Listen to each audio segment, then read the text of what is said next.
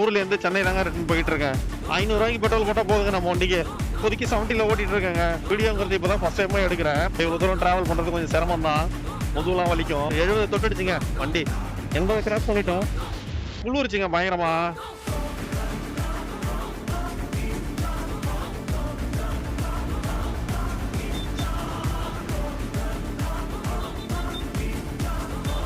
நேராக கூடவஞ்சேரி பரனூர் டோல்கேட்டு அந்த லைனுங்க. கிளம்பாக்கம் போய் அங்கேருந்து பஸ் பிடிச்சி போகிறதுக்குள்ளே முடிஞ்சிருங்க. 2 பக்கமும் காடு.